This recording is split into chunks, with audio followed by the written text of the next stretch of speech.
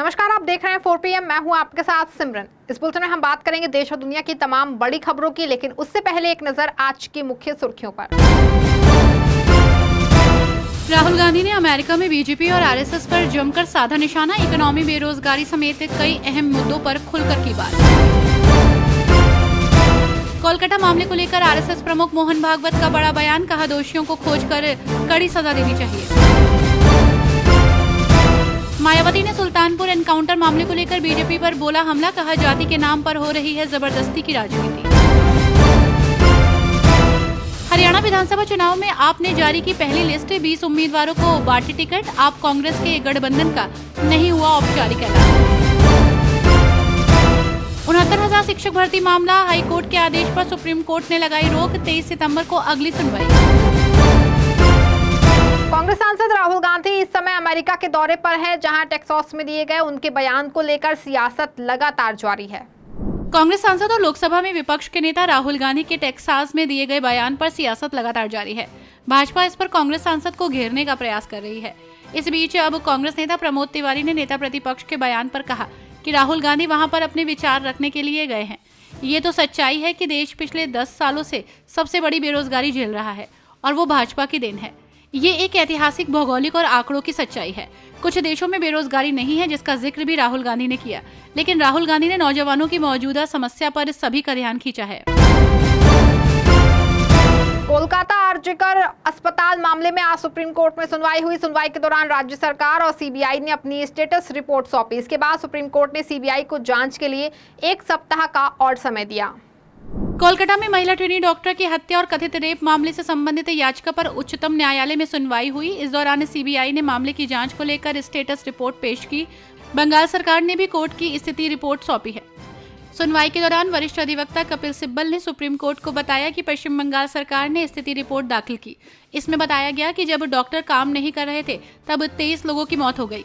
CJI ने solicitor general Tushar Mehta से RG Kar medical college के प्रिंसिपल के आवास और अस्पताल के बीच की दूरी के बारे में पूछा।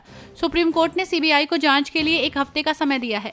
सुनवाई के दौरान सुप्रीम कोर्ट ने अप्राकृतिक मौत की रिपोर्ट दर्ज करने के समय पर स्पष्टीकरण मांगा।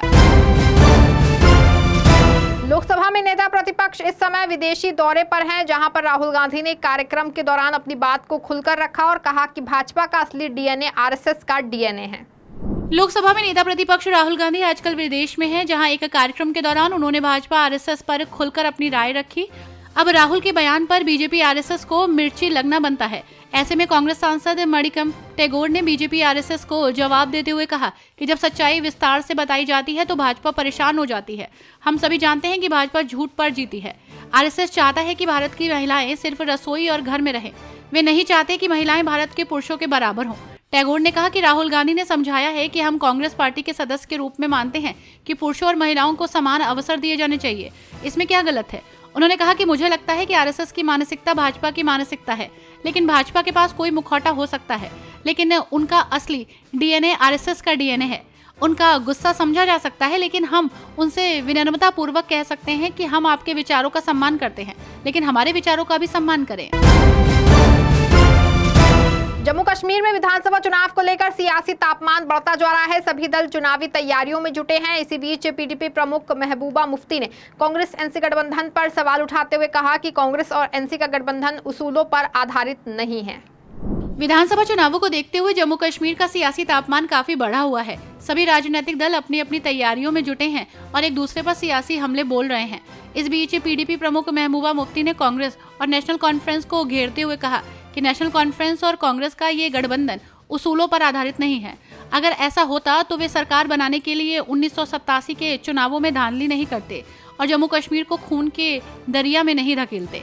1987 से जम्मू कश्मीर में जो खून का दरिया बह रहा है वो सिर्फ इसी वजह से है। महबूबा ने कहा कि आज भी वे सरकार बनाने के लिए किसी भी हद तक जा सकते हैं, कोई उसूल नहीं है। हर जगह नेशनल कॉन्फ्रेंस ने कांग्रेस के खिलाफ निर्दलीय उम्मीदवार खड़े किए हैं। कांग्रेस नेता सुरेंद्र राजपूत ने बीजेपी पर निशाना साधते हुए कहा कि बीजेपी सिर्फ और सिर्फ राजनीति के लिए अपराधियों का धर्म और जाति देखना चाहती है। कांग्रेस नेता सुरेंद्र राजपूत ने बीजेपी पर निशाना साधते हुए कहा कि देखिए, बहुत ही स्पष्ट है कि अपराधी किसी दल, कास्ट और किसी धर्म का ही क्यों ना हो, उसके खिलाफ भारतीय जनता पार्टी की सरकार और दल कार्रवाई करे। चाहे वो भाजपा, सपा या किसी अन्य दल का नेता ही क्यों ना हो। उसके खिलाफ कठोरतम धाराओं में ऐसे दरिंदे के खिलाफ कार्रवाई कीजिए। जल्द से जल्द कठोर से कठोर सजा दीजिए।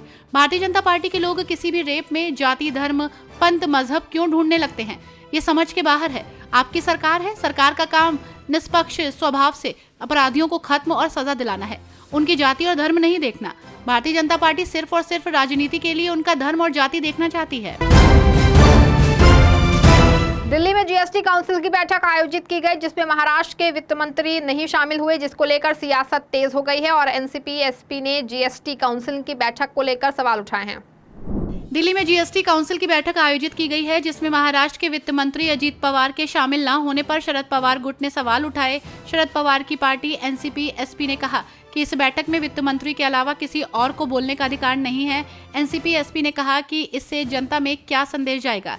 आपको बता दें कि एनसीपी एसपी के आधिकारिक एक्स हैंडल पर जीएसटी काउंसिल की बैठक को लेकर सवाल उठाए गए हैं। इसमें लिखा गया है कि वस्तु और सेवा कर परिषद यानी जीएसटी काउंसिल की बैठक हर राज्य के विकास पथ के लिए महत्वपूर्ण बैठक है। केंद्र का ज्यादातर जीएसटी महाराष्ट्र से केंद्र को जाता है। हरियाणा विधानसभा चुनाव को लेकर आम आदमी पार्टी ने 20 उम्मीदवारों की लिस्ट जारी कर दी है। हालांकि अभी तक आप या कांग्रेस की तरफ से गठबंधन होने या नहीं होने को लेकर औपचारिक ऐलान नहीं किया गया है। हरियाणा विधानसभा चुनाव को लेकर एक बड़ी खबर सामने आई है। आम आदमी पार्टी और कांग्रेस के बीच गठबंधन नहीं हो पाया है। सोमवार को आम आदमी पार्टी ने 20 उम्मीदवारों की पहली लिस्ट जारी कर दी है।